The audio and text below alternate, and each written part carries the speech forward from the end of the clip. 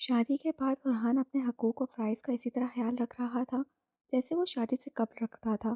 مجبوری تلے دبی جنت کے لیے صورتحال کچھ ایسی تھی کہ اسے بھی سمجھوتا کرنا پڑ رہا تھا۔ وہ ماہین کو پسند نہیں کرتی تھی، نہ ہی کر سکتی تھی، مگر پھر بھی وہ اسے کسی بھی معاملے میں دخل اندازی نہیں کرتی تھی۔ وہ اسے اس گھر میں مکمل طور پر اس طرح نظر انداز کرتی تھی جیسے وہاں اس کا وجود ہی نہیں۔ جس ذہنی حیثیت سے وہ روز گزرتی تھی، اس لحاظ سے یہ خیال اس کے لیے بہتر بھی تھا۔ شروع کے 2 ماہ سب ٹھیک رہا، نہ برہان کے رویے میں تبدیلی آئی تھی، نہ محبت میں کمی واقع ہوئی تھی۔ وہ آج بھی اسے شدت سے چاہتا تھا، اور اس وقت تہی دامن جنت کے لیے برہان کی محبت آب حیات سے کم نہ تھی۔ لیکن جب ماہین امید سے ہوئی تو جیسے اس کی سوئی ہوئی عزیزیں جاگ اٹھی، وہاں برہان کا دل بھی بدل گیا۔ ماہین پہلے اس کی صرف بیوی تھی، اب وہ اس کے بچے کی ماں بننے والی تھی۔ اس کا سٹیٹس اونچا ہو رہا تھا، وہ اس کے دل میں اپنا مقام بنانے میں کامیاب ہو رہی تھی۔ وہ زیادہ وقت ماہین کو دینے لگا تھا، اس کی پسند ناپسند کا خیال رکھنے لگا تھا۔ پہلے احساسات کا فرق آیا، پھر ترجیحات بدلنے لگی۔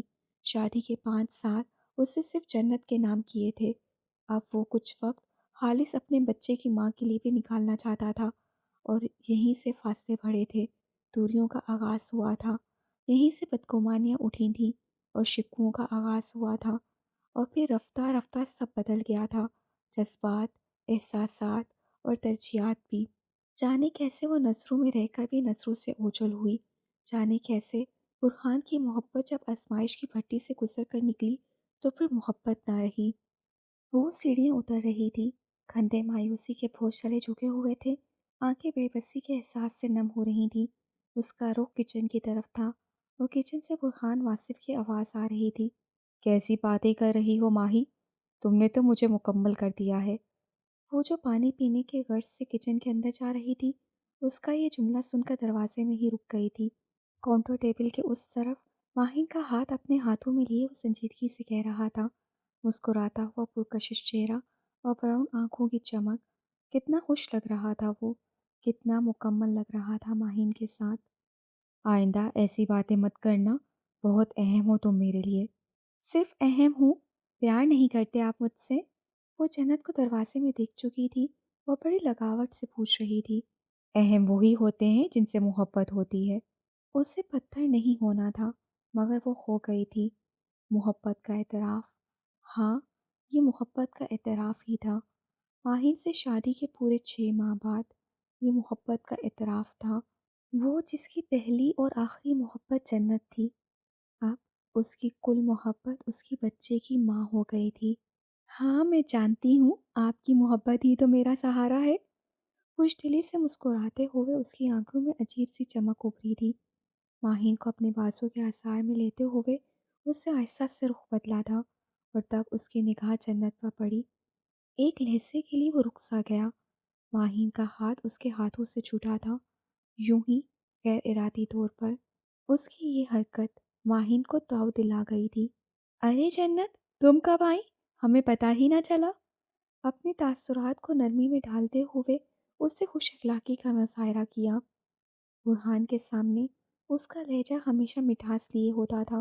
وہ جو یہاں پانی پینے آئی تھی، کم پر ہی اکتفا کر کے پلٹ گئی۔ تیزی سے سیڑھیاں چڑھ کر جب وہ کمرے میں آئی تو اس کا چہرہ آنسوؤں سے تر ہو رہا تھا۔ اس نے کمرے کا دروازہ بند کر دیا تھا، مگر لاک نہیں لگایا۔ وہ چاہتی تھی جب برہان اس کے پیچھے آئے تو اسے دروازہ بند نہ ملے۔ اب وہ بھاری دل کے ساتھ بیڈ پر بیٹھی تھی، بے قراری سے انگلیاں چٹک رہی تھی۔ آنسو تھے کہ بہے جا رہے تھے، دل تھا کہ رکا جا رہا تھا۔ نوبت یہاں تک پہنچ گئی، محض چند ماہ کے اندر اندر! وہ بے یقین سی ہوئی، نفی میں سر ہلا کر اس سے آنکھیں رگڑ کر صاف کیں، پھر خود کو سنبھالتے ہوئے نگاہیں دروازے پر مرکوز کر لی۔ ابھی وہ بھاگا بھاگا آئے گا اور کہے گا، میری جنت، تمہیں سننے میں غلطی ہوئی ہے۔ ہاتھ پکڑے گا، آنسو پہنچے گا، پھر اس کی آنکھوں میں جھانک کر اپنا عہد دہرائے گا، بھلا مجھے بھی تمہارے سوا کسی اور سے محبت ہو سکتی ہے؟ پھر اس کی آنکھوں میں نمی آئے گی اور لبوں پر محبت کی تسبیح، تم میری پہلی اور آخری محبت ہو، تمہاری جگہ میرے دل میں اور کوئی نہیں لے سکتا۔ اور وہ فوراً مان جائے گی، کوئی نخرہ نہیں دکھائے گی، کوئی اعتراض نہیں اٹھائے گی، مگر وہ ہم سفر، ہم نوا، مزاجی خدا، وہ یہ سب کہنے آیا ہی نہیں۔ بار بار آنکھیں مسلتے، گال رگڑتے وہ منتظر ہی بیٹھی رہی، مگر برہان واصف وہ آیا ہی نہیں۔ مٹیالی شام کے اندھیروں میں غرق، اس کے انتظار میں بے قرار، وہ ایک بار پھر بھول رہی تھی کہ پچھلے 3 ماہ سے برہان ایک بار بھی تو اسے یہ سب کہنے نہیں آیا تھا۔ تم بانجھ ہو جنت، اور بانجھ عورت مرد پر ایک بوجھ کے سوا کچھ نہیں ہوتی۔ بانجھ اور بوجھ، محرومی کا احساس شدید تر ہوا، بے بسی کا احساس قوی تر۔ اس سے گال پر پھسلتی لٹ کو کان کے پیچھے اڑس کر ماہین کی طرف دیکھا، کامدار کاٹن سوٹ میں ملبوس، لائٹ سا میک اپ کیے، سفید دوپٹہ اپنے وجود پر پھیلائے، وہ ہمیشہ کی طرح نکھری نکھری سی بہت فریش لگ رہی تھی۔ اس نے دانستہ اپنا داہنا ہاتھ میز پر سامنے رکھا ہوا تھا، جس میں آج گولڈ کی ایک نئی رنگ چمک رہی تھی۔ جنت نے خاموشی سے ریفریجریٹر کھول کر پانی کی بوتل نکالی، ریک سے کانچ کا گلاس اٹھایا اور ٹھنڈا پانی انڈیلنے لگی۔ اس کا باغور جائزہ لیتے ماہین نے چائے کا سپ لیا۔ بہت محبت کرتا ہے وہ مجھ سے، بہت خیال رکھتا ہے وہ میرا، اور کیوں نہ رکھے، آخر میں اسے ایک بچہ دے رہی ہوں۔ لہجے میں تکبر بھرا تھا، آواز میں روحانیت تھی، آنکھوں سے غرور جھلکتا تھا، جیسے سارا کمال صرف اسی کا تھا، جیسے اطاعت صرف اس کے ہاتھ میں تھی، جیسے قضا کے فیصلے اس کی مرضی، اس کی منشا سے ہوتے تھے۔ جتنی طوفانی محبت وہ تم سے کرتا تھا، اور شادی کے بعد جس طرح وہ تمہارا خیال رکھتا تھا، میں تو یہ سمجھی تھی کہ وہ میری طرف دیکھے گا بھی نہیں۔ جنت کی سرد رنگت میں کرب سا ٹھہر گیا، سرخ اور متورم آنکھوں کی نمی کچھ اور بڑھ گئی۔ اور اب دیکھو، اتنی محبت، اتنا پیار، آخر کیوں نہ کرے، میں اس کے ہونے والے بچے کی ماں جو ہوں۔ اترا کر کہتے ہوئے اس نے اپنی گردن اونچی کی تھی، سر یوں اٹھایا تھا جیسے وہ کسی سلطنت کی ملکہ ہو۔ بھلا وہ کیسے لوگ ہوتے ہیں جنہیں اللہ بغیر کسی تڑپ، بغیر کسی دعا، بغیر کسی انتظار کے سب عطا کر دیتا ہے۔ اس سے خالی گلاس میز پر رکھ دیا تھا۔ سچ پوچھو تو میں بھی اس سے محبت کرتی ہوں، شراکت داری اب مجھ سے بھی برداشت نہیں ہوتی۔ ماہین نے ایک اور وار کیا تھا، اس کا ہر وار ٹھیک نشانے پر بیٹھتا تھا۔ جب میں نے شراکت برداشت کر لی تو تمہیں کیا مسئلہ ہے؟ اس سے متحمل ہو کر پوچھا تھا۔ تمہاری تو مجبوری ہے، میری ایسی کوئی مجبوری نہیں۔ میں برہان کے بچے کی ماں بننے والی ہوں، میں اسے ایک بچہ دے رہی ہوں جنت۔ تم اسے کیا دے رہی ہو؟ پچھلے 5 سالوں میں تم نے اسے دیا ہی کیا ہے؟ تمہسر اڑاتا ہوا لہجہ۔ جنت کا وجود چھلنی ہوا، جواباً وہ کچھ نہ کہہ سکی۔ ماہین برہان کے ہونے والے بچے کی ماں تھی، اس کا پلڑا بھاری تھا، وہ اس سے کوئی بحث نہیں کر سکتی تھی۔ اب یہی مناسب تھا وہ ناشتے کا ارادہ ترک کر دے اور بھوکی پیاسی یہاں سے چلی جائے۔ تم اسے چھوڑ کیوں نہیں دیتی؟ جنت کے قدموں کی حرکت تھمی، کچھ مہتوش ہو کر اس نے ماہین کو دیکھا، جو سینے پر بازو باندھے اس کے سامنے کھڑی تھی۔ تم ہوش میں تو ہو؟ ہاں میں ہوش میں ہوں، اور دیکھنا چاہتی ہوں ایک بانجھ لڑکی کہاں تک لڑ سکتی ہے۔ احتسائیہ انداز میں کہتے ہوئے وہ کچن میں چلی گئی، اور جنت صدمے سے گنگ اپنی جگہ کھڑی رہ گئی۔ بانجھ، وہ ایک لفظ نہیں، خنجر تھا، دل میں اترتا تھا اور لہو لہان کر دیتا تھا۔ بانجھ، وہ مرحومی کا احساس نہیں، جلتا ہوا انگارہ تھا، وجود پر گرتا تھا اور بھسم کیے جاتا تھا۔ شام کے 5 بج رہے تھے، ساپہر کا سورج غروب ہو رہا تھا، اور وہ اپنے کپڑے استری کر رہی تھی۔ معان کسی خیال کے ذہن میں آتے ہی اس سے استری رکھ کر موبائل اٹھا لیا، اور وہ برہان کا نمبر ڈائل کر رہی تھی، پھر خاموشی سے اگلے کئی لمحوں تک گھنٹی گنتی رہی تھی۔ موبائل شاید سائلنٹ پر تھا۔ برہان نے خاصی تاخیر سے کال ریسیو کی تھی۔ ہاں بولو۔ اس کی محبت، عنایت اور الفت کی طرح اس کے لفظ بھی کم بڑھ گئے تھے، فقط 2 لفظوں کا مستحق جانا گیا تھا اسے۔ جنت کو اپنا آپ بے حد عرصہ محسوس ہوا، جیسے وہ خاک ہے، پیروں تلے روندی جا رہی ہے۔ تم نے مجھے مکمل کر دیا ہے۔ اس نے ذہن میں ابھرتی اس آواز کو جھٹک دیا، وہ ڈھیٹ بن گئی، بے حس ہو گئی۔ السلام علیکم، کیسے ہو؟ گھر میں تو بات کرنے کے موقع کم ہی میسر تھے، कमरे में भी आना तकरीबन छोड़ दिया था उसने। तमाम तर तवज्जो, मोहब्बत और अनायतें दूसरी बीवी के लिए रह गई थीं। ठीक हूँ, लेकिन मसरूफ़ हूँ, वो अक्सर सोचती थी।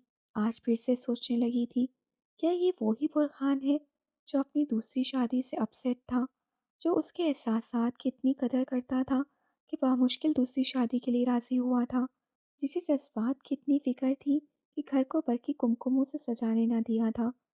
वो जो सिर्फ़ उसका था, जो सिर्फ़ उसे चाहता था। अब तो उनके मबाइन बदगुमानियों की इतनी दीवारें खड़ी हो चुकी थीं कि वो कुछ कहना भी चाहती तो कह नहीं सकती थी। मगर आज उसे कुछ कहना था। फासले की इस दीवार को तोड़ने के लिए एक कोशिश उसे ज़रूर करनी थी। मैं सोच रही थी, अगर आज तुम और मैं हफ्सा आपी की तरफ चले जाएं, क्या कभी उसने सोचा था कि उसे इस कदर मुख्तात अंदाज में डर डर कर फरहान से बात करना होगी और माहिन को घर में अकेला छोड़ जाएं? वो उसके मुतालबे पर भड़क ही तो गया था। जानती भी हो उसकी तबीयत ठीक नहीं रहती। आज शाम डॉक्टर के पास अपॉइंटमेंट भी है।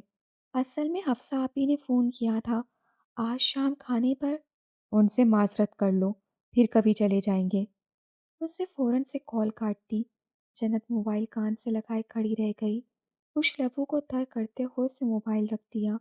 एक बार फिर अपनी तमाम तर तवज्जो आयरन स्टैंड की जानिब मरकूज़ की और अपना वो जोड़ा प्रेस करने लगी जिसका रंग बुरहान का पसंदीदा रंग था और जिसे आज वो उसके लिए पहनना चाहती थी, उसके लिए तैयार होना चाहती थी। आंसू टप टप आंखों से गिरने लगे और यही बुरहान कहा करता था, मर जाएगा मगर दूसरी शादी नहीं करेगा। कपड़े प्रेस करके अलमारी में हैंग करके वो बेड पर बैठ गई। कुछ देर उससे हफ्सा आपी से फ़ोन पर बात करके उनसे माजरत कर ली कि आज रात वो उनकी तरफ खाने पर नहीं आ सकेगी कि उसकी तबीयत ठीक नहीं है। उसका दिल तंग सा होने लगा। वो हवा होरी के लिए बाहर लॉन में आ गई। सामने ही माही फ़ोन कान पर लगाए टहल रही थी। नहीं बुरहान, मुझे वो ब्लैक वाला ही चाहिए। आपको हर हाल में मुझे वो ही दिलाना होगा। दूसरी तरफ से ना जाने क्या कहा गया था कि वो खिलखिलाकर हंस पड़ी। एक नज़र जन्नत पर डाली, फिर एक अदा से हटकर रुक गई। अरे हाँ, बेबी का नाम तो अभी तक हमने सोचा ही नहीं। जन्नत को देखकर ही उसे अपने होने वाले बच्चे का ख्याल आया था। हम्म, ठीक हूँ, लेकिन मसरूफ़ हूँ। चरण ने सर उठाकर आसमान की तरफ देखा। वो अंदर की घुटन से तंग होकर बाहर आई थी, मगर बाहर का हब्स शदीद था। उसका दम घुटने लगा। मेरे लिए उसके पास चंद लम्हे भी नहीं रहे। यही बुरहान था जिसे पूरी दुनिया में सवाए जन्नत के और कुछ नज़र ही नहीं आता था, और अब सब नज़र आता था वहाँ सवाए उसके। हलक में आंसुओं का फंदा सा अटक गया। माहिन ठीक ही कहती थी, जिंदगी में तो उसे रखे हुए था, मगर दिल से तो कब का निकाल चुका था। वरना वो कुछ तो एहसास करता, कुछ तो ख्याल करता। वो थके हारे अंदाज में वापस पलट आई। मुलाजमा खाने की तैयारी कर रही थी। उसने खुद को कमरे में मुकीद कर लिया। फिर उसने गाड़ी की आवाज़ सुनी और उठकर खिड़की में आ गई। माहिन हाथ तौर पर बुरहान के लिए तैयार हुई थी। उसका पसंदीदा रंग सेबतन किए किसी फूल की तरह खिली खिली लग रही थी। तैयारी से वाज़ह था वो सिर्फ हॉस्पिटल नहीं जाएंगे। आज रात का खाना भी कहीं बाहर तनावल फरमाया जाएगा। आज रात भी वो ताख़ीर से लौटेंगे। मुलाजमा ने दस्तक देकर उससे शाम के खाने से मुतल्लिक पूछा। उसने मना कर दिया। आज रात फिर उसे भूखा ही सोना था। दरवाज़ा खुलने की आवाज़ समाज से टकराई तो उसकी आंख खुल गई थी। घुटनों से सर उठाते हुए उसने बेख्तियार सामने देखा। बुरहान सर्द निगाहों से उसे देखते हुए दरवाजे में खड़ा था। चेहरे के तासुरात सर्द थे। तुम आगे बुरहान, मैं तुम्हारा ही इंतज़ार कर रही थी। बुरहान के तासुरात हनूज सख्त ही थे। वो उसकी खामोशी से कुछ परेशान हुई। क्या बात है, सब ठीक तो है? माहिन के साथ तुम किस तरह की बातें करती हो? जी, वो हाँक न समझी। हम हनीमून पर कहाँ गए, कहाँ घूमते फिरते रहे, मैंने तुम्हें क्या गिफ्ट दिए, हमने वक्त कैसे गुजारा, ये सब ये सब उसे बताने की क्या ज़रूरत है? क्यों दिल जलाती हो उसका जन्नत? वो अपसेट हो जाती है। वो हक तक उसे देख रही थी। उससे ये नहीं पूछा, जन्नत तुमने कुछ खाया है या नहीं? मैं तुम्हें रोज़ अकेला छोड़कर चला जाता हूँ, तुम्हें डर तो नहीं लगता? तुम खफा तो नहीं होती? तुम्हें वक्त नहीं देता, तुमसे बात नहीं करता, तुम्हें कहीं बुरा तो नहीं लगता? कहा भी तो क्या, डांटा भी तो किस बात पर, फिक्र हुई भी तो किस अमर की? जन्नत, आखिर तुम्हें हो क्या गया है? क्यों अपनी और मेरी ज़िंदगी मुश्किल बना रही हो यार? वो उससे छो रहा था और जन्नत अपनी जगह साकित बैठी थी। माहिन कुछ भी कहती है और वो यकीन कर लेता है, कुछ भी बताती है और वो मान लेता है। उसने कुछ कहने के लिए लबों को हरकत दी मगर आवाज़ ने साथ ना दिया। आवाज़ बागी हुई, आवाज़ कर्ब में मधूम हुई। मैं समझ सकता हूँ महरूमी का एहसास बुरा होता है, मगर इस महरूमी में दूसरों को अज़ियत पहुँचाना, उन्हें नीचा दिखाना, कम अज़ कम उसकी तवक्का नहीं कर रहा था मैं तुमसे। जन्नत के अंदर चनाके से कुछ टूटा था। वो सरता पैर लहूलुहान हो गई। सिर्फ मरहूमी ही है उसके अंदर और कुछ नहीं। जज़्बात, एहसासात, ख्वाब, ख्वाहिशात और कुछ भी नहीं। मुझे अपने बच्चे की बहुत फ़िक्र है और माहिन के साथ तुम्हारा रवैया मेरी बर्दाश्त से बाहर हो रहा है। वो कहकर चला गया और जन्नत सुन होते वजूद के साथ बैठी रह गई। इस पर्स जो खसा उतरी थी तो सिर्फ धरती पर ही नहीं, उसके वजूद पर भी उतरी थी। वो उसे भी बेरंग कर रही थी, उसके हिस्सों को भी झाड़ रही थी। फ़र्क सिर्फ इतना था, धरती की खसा गुजर जाने वाली थी मगर उसके अंदर की खसा उसके अंदर ही रहने वाली थी। जी आबा, बिल्कुल ठीक कह रही हैं आप। वो किचन में खाना बना रही थी जब फ़ोन कान से लगाए नूरीन आपा से बात करती माहिन किचन में आकर बैठ गई थी। कितनी तकलीफ़ उठाना पड़ती है, ऐसे ही तो नहीं अल्लाह ने माँ के कदमों में जन्नत रखी। तेज़ी से प्याज काटते उसे सकीना के ज़िम्मे दूसरे काम लगाए बहुत मुर्गी के लिए मसाला भूनने लगी। मगर जिनकी औलाद ना हो उन्हें भला क्या अंदाज़ा।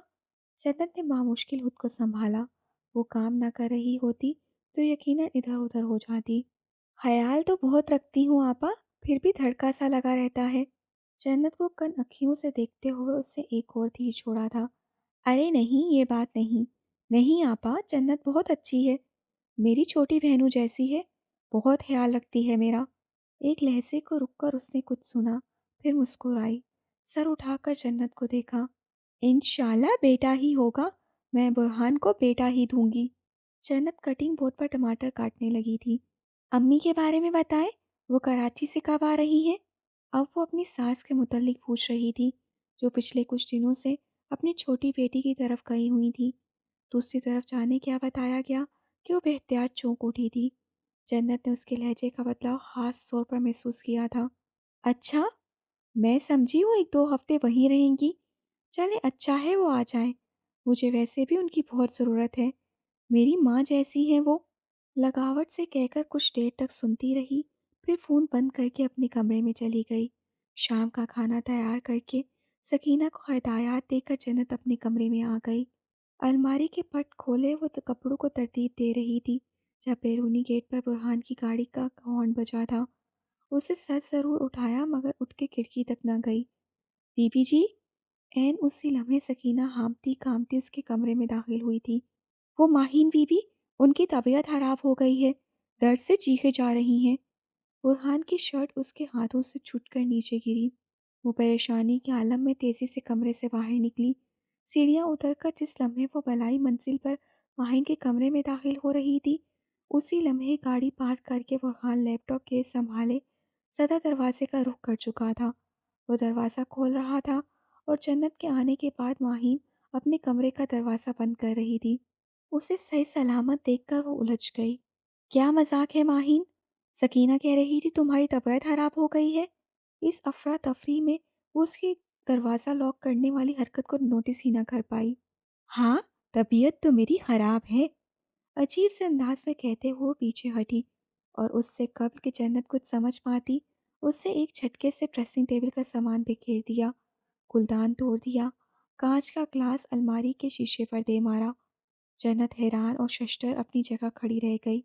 अगले ही लम्हे उससे पेट पर हाथ रखा और बुलंद आवाज़ में चीखने लगी, जन्नत, जन्नत नहीं, जन्नत मेरा बच्चा। जन्नत का दिमाग भग से उड़ गया। रोते चीखते चिल्लाते हुए उससे कांच के टुकड़े से अपना हाथ भी जख्मी कर लिया। बंद दरवाजे के उस पार फरहान उसका शोर सुनकर पागल हो रहा था। अंदर वो पत्थर का मुजस्मा बनी माहिन के सामने खड़ी थी। उसे रोता, तड़पता, चीखता देख रही थी, अपनी मिन्नतें करता सुन रही थी। दरवाज़ा खोलो जन्नत, जन्नत दरवाज़ा खोलो। बुरहान अपने कंधे के ज़ोर से दरवाज़ा खोलने की कोशिश कर रहा था, चीख रहा था, चिल्ला रहा था। माहिन ने खुद को फर्श पर गिरा लिया। अब वो यूं तनफ्फुस ले रही थी जैसे मरने को हो। सकीना दूसरी चाबी ले आई थी। दरवाज़ा झटके से खुल गया था।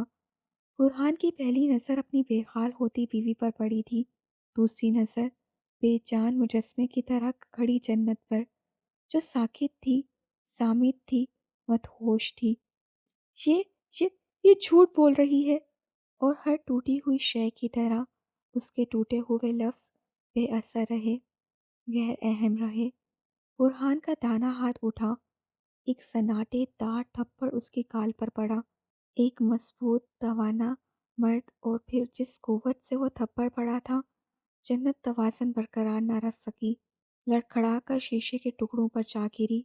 वक्त जैसे रुक सा गया, थम सा गया, आवाज़ें मधूम हो गईं। अजीब बात थी, उसके हल्क से सिसकारी तक न निकली।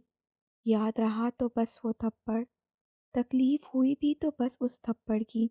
मैं तुम्हें तलाक देता हूँ, अभी और इसी वक्त दफ़ा हो जाओ मेरे घर से। रोती तड़पती हाल से बेहाल माहिन को बाजुओं में उठाए बुरहान हॉस्पिटल के लिए निकल गया था। वो सदमे से गुम, माफ होते दिमाग के साथ अपनी जगह बैठी रह गई थी।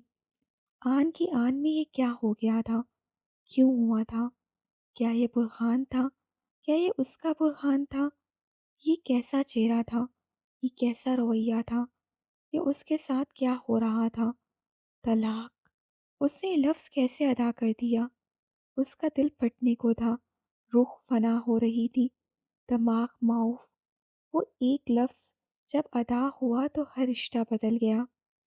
पनाह छिन गई, घर टूट गया, घर बिखर गया। उस रात वो घर आई तो कमरे से बाहर निकलती नफीसा की पहली नज़र उस पर पड़ी। गाल पर थप्पड़ का निशान, आंखों के नीचे नील, सफ़ेद कमीज की आस्तीन पर खून, कांच का टुकड़ा वहीं कहीं खुबा रह गया था। उलझा बिखरा हुआ सा हुलिया, वो अपनी जगह मुंजमद हो गई। ये क्या कर दिया तुमने जन्नत? क्यों किया तुमने ऐसा? ईमान उस पर चिल्लाई थी। एक शोर सा उठा था।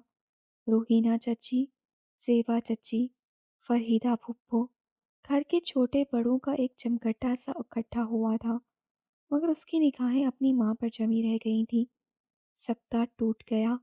वो सबको हटाकर, अपनी हर असियत से लापरवाह होकर उनकी तरफ भागी, उनके कदमों में गिरते हुए उनकी टांगों से लिपट गई। मैंने कुछ नहीं किया, मैंने कुछ नहीं किया अम्मी, मेरा यकीन करें। वो रोने लगी, जन्नत को साकित निगाहों से देखते। उनका दाना हाथ बेहासा दिल पर आन ठहरा था। एक लम्हे को वो लड़खड़ाई थी, और फिर उसकी आंखों के सामने फर्श पर ढेर हो गई। अम्मी! घर के सन्नाटे में उसकी चीख गूंजी थी। अम्मी नहीं, अम्मी मेरी बात सुने, अम्मी मैंने कुछ नहीं किया, मैंने कुछ नहीं किया। ईमान ने रोते हुए उसे बेदर्दी से खींच कर पीछे हटाया था।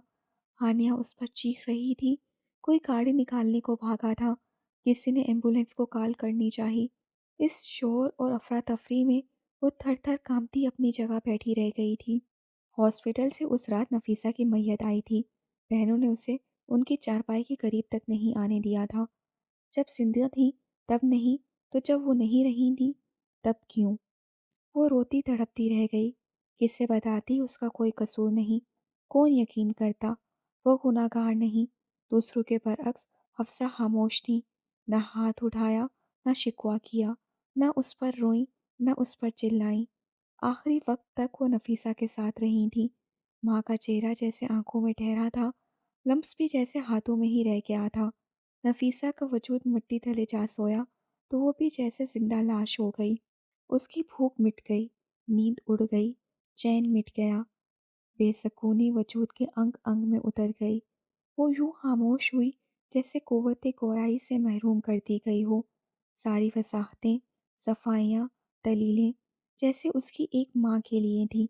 उनके जाने के बाद उसने लब सी लिए। बहनों को उसकी शक्ल तक से नफरत हो गई। चचा, ताया और फूफियों में से कोई भी उसे अपने पास रखने को तैयार ना था। वो अपने भाई, अपने बाप और अपनी माँ से भी मरहूम थी। वो इस घर पर नाज़िल होने वाली हर बर्बादी का सबब थी। उस पर कोई तरस खाता भी तो क्यों? कोई हमदर्दी जताता भी तो कैसे? सबको लगता था तलाक एक सज़ा थी। उसे ठीक वक़्त पर बिल्कुल ठीक मिली। उसके साथ जो हुआ, बिल्कुल सही हुआ। अभी तो आगाज़ था। अभी तो उसे दर्द-दर्द की ठोकरें खानी थीं। ज़लील-ओ-ख़वार होना था। इद्दत उसने उसी घर में गुज़ारी जो उसका कभी नहीं था।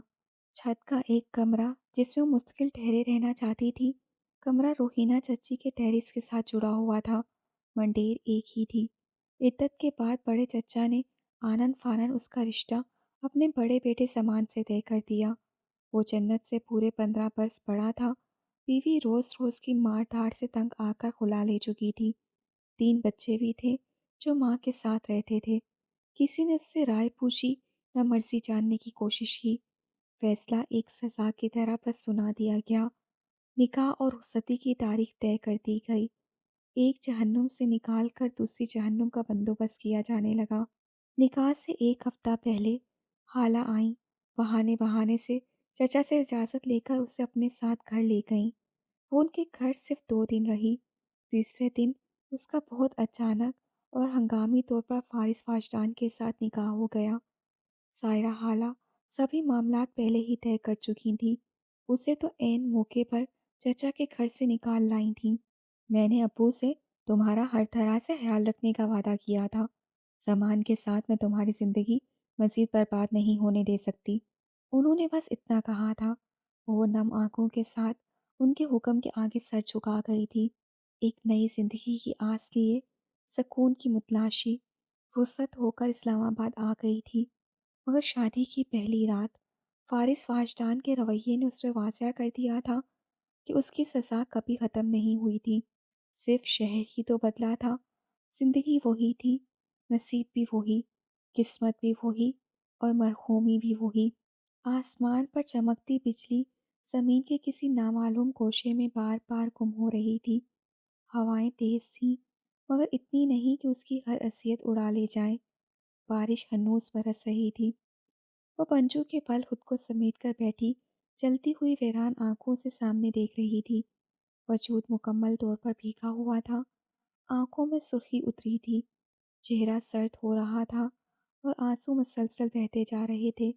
ऐसा पहली बार हुआ था कि वो अपने आंसू नहीं पहुंच रही थी, ना खुद को दिलासे दे रही थी, ना संभालने की कोशिश कर रही थी। पार्क के आईनी बाड़ के उस पार सबसे के बीचों बीच उसे ट्रैफिक नजर आ रही थी। वक्त रुका नहीं था। दुनिया अपना सफ़र जारी रखे हुए थी। दीवार का सहारा लेकर वो अपनी जगह से उठ खड़ी हुई। फिर उसे मौसम में अपनी तमाम तर वहशतों के साथ वो फुटपाथ पर कदम धरती आगे बढ़ने लगी। उसका तवाज़ुन दुरुस्त ना था। चाल में वाज़ा लड़खड़ाहट थी। इर्तिकाज़ किसी एक जगह ना था। सोचने समझने की सलाहियत जैसे मफ़कूद होकर रह गई थी। मौत, ज़िंदगी का अंजाम, अज़ियत का एहतमाम, एक आज़ादी। हाँ, वो रास्ता ऐसा ही था। उसी रंग में, उसी रूप में नज़र आता था। पहले भी नज़र आता रहा था।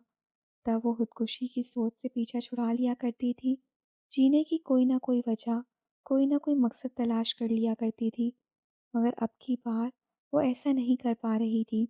अब की बार जो अंधेरे इकट्ठे हुए थे, वो उसे मायूसी की अथाह गहराइयों में उतार रहे थे और वो चाहकर भी कुछ नहीं कर पा रही थी। खुदकुशी बाज़ाते खुद एक मसला है, किसी मसले का हल हरगिज़ नहीं। मंज़र लम्हे भर के लिए बदला था। उसके सामने सबसा बिछ गया था। हाथ में फूल आ गए थे, नाना बराबर में थे। उसके कदमों के साथ कदम मिलाकर चलते हुए, उसे समझाते, उसे बतलाते हुए। सांसों की डोर खुद से टूटे तो टूटे, तुम तोड़ने की कोशिश कभी मत करना। उसकी हिचकियां बंद गईं। आंखें रगड़कर साफ करते उससे एक बार के फिर कदम बढ़ाए। वो माजी में थी ना हाल में। वो जैसे एक खला में थी। जिस वक्त मनफी सोच जड़ पकड़े और मायूसी इंतहा की गहरी हो जाए, تو سمجھ جاؤ یہ شیطان کا آخری وار ہے۔ ٹھیک اس وقت پڑ رہا ہے جب وہ تمہارے انعام سے واقف ہو چکا ہے۔ لمحے بھر کے لیے وہ لڑکھڑا کر سنبھل گئی، آئینی باڑ کا سہارا لے کر ایک بار پھر قدم اٹھانے لگی تھی۔ ہر صابر کے حصے میں بشارت آتی ہے، اور اس بشارت سے ذرا دیر پہلے شیطان اندھیرے بڑھا دیتا ہے۔ یہ کام وہ ہر اس مومن کے ساتھ کرتا ہے جو اپنی آزمائش میں صامت ڈٹا رہا ہو۔ وہ سسک پڑی، نانا کے الفاظ ایک طرف، اس کا درد، اس کا غم، اس کی مرحومی دوسری طرف۔ طلوع آفتاب سے پہلے رات بہت تاریک ہوتی ہے جنت، بہت زیادہ تاریک ہوتی ہے۔ وہ سڑک کنارے رک گئی تھی، اس کے لب کپ کپا رہے تھے، پلکیں لرز رہی تھیں، سردی کی شدت سے تھرتھراتا وجود نڈھال ہو رہا تھا۔ وہ اپنا حل تلاش کر رہی تھی، اور اسے اپنا حل کہیں بھی نظر نہیں آ رہا تھا۔ راستہ ایک ہی بچا تھا، موت کا راستہ، تباہی کا راستہ، دائمی عقوبت کا راستہ۔ اگر ماضی درد کا حصہ ہو اور مستقبل اندھیرے میں ڈوبا ہو تو سر اٹھا کر آسمان کی طرف دیکھ لینا چاہیے۔ اس کا سب ختم ہو گیا، پھوٹ پھوٹ کر روتے ہوئے وہ زمین پر جھک گئی۔ بعض دفعہ چھپی ہوئی بےمعنی دعا اور کوئی نہیں ہوتی، محض چند لمحوں کا توقف تھا اور چند لمحوں کی گفتگو تھی، اور اس نے بے حد خاموشی سے سڑک کی جانب قدم بڑھا دیے تھے۔ کبھی تمنا کے راستوں پہ نکل پڑو تو خیال رکھنا، ہوائیں، بادل، فضائیں، موسم، خیال، چہرے بدل بدل کر تمہیں ملیں گے، تو لمحہ لمحہ بدلتے رنگوں کے شوق دھوکے میں نہ آ جانا۔ کبھی جو چاروں طرف تمہارے کرن کرن اپنا خواب سا بدن نکھارے زمین پر اترے تو دھندلکوں میں سما نہ جانا۔ کبھی جو آنکھوں میں چاند ہنس ہنس کے چاندنی کا خمار بھر دے تو اپنی آنکھیں کے خلا میں گنوا نہ آنا، کہ یہ نہ ہو پھر جو خواب ٹوٹے، دھنک دھنک کر سراب ٹوٹے، کہ جسم و جان پر عذاب ٹوٹے، اور تم بامشکل لرزتے ہاتھوں سے کرچی کرچی بدن سنبھالے کہیں بلندی پہ چڑھ کے رستی ہوئی نگاہوں سے واپسی کے نشان ڈھونڈو، اجڑ گیا جو جہان ڈھونڈو۔ کبھی تمنا کے راستوں پر نکل پڑو تو خیال رکھنا، کہیں سے خالی پلٹ کے آنا بہت کٹھن ہے، بہت کٹھن ہے، بہت کٹھن ہے، بہت کٹھن ہے۔